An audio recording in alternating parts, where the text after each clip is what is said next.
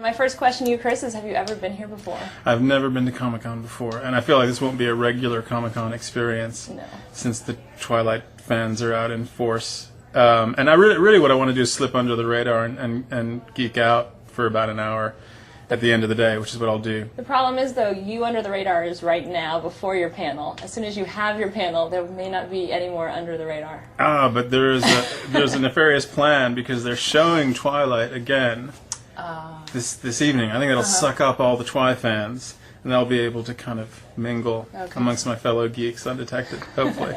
Both Kristen and Rob, you guys talked about in the press conference how much you love New Moon, and that's your favorite book of the series. Can you tell us a little bit more why that's the one that really does it for you? For me, just because it was the most challenging. I mean, not that they're ever at ease. The relationship is always sort of strained. It was just like sort of the lowest point in the series, and also like at the end of that, it's absolutely the most heightened. I mean, that the scene where we sort of forgive each other and get back together. It happens within. I mean, it happens in 10 seconds. I mean, like no talk. We don't even need to talk about it. It was like the one that affected me the most. I hadn't read the book before the idea of doing the film came up. I just love the cast. I think they're very talented young actors. And then when I read the book, you can really see the kind of archetypal longing that it embodies.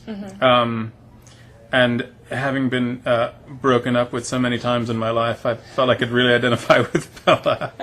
My sort of opinion of the whole series, the relationship between Edward and Bella, I mean, I always saw it as, the thing which I was relating to, the thing which I was kind of trying to draw from was, when you're a guy and you find yourself becoming or being so in love with someone, what? No, I'm just looking at you on a TV. You're on a roll. I think you should keep going. You had two big issues to deal with. You had one, Jacob transforming into a werewolf.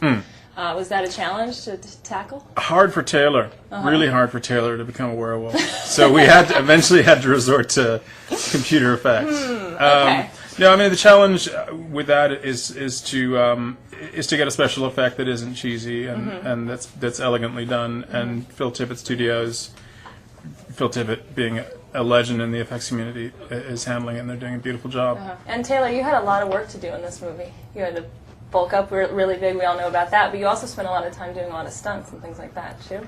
Yeah, it was a lot of fun. I actually, I almost got to do all of my own stunts. You tried, right? Which was fun. I got to do all of the dirt bike riding. There was so much of that. Just kidding. No, but yeah, I got to like practice dirt bike riding and do that. I got to do a few other things.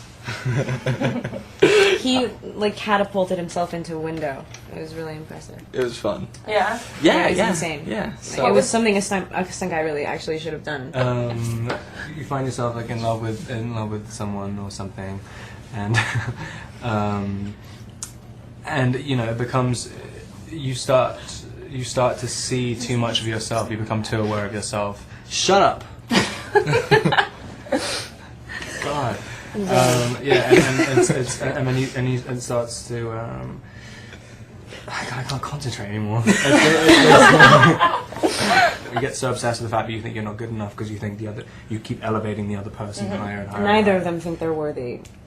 But Bella's the one who can like handle her stuff, and Edward is just an idiot. And New Moon is like, it's the only time where he in Twilight he can think in these absolute.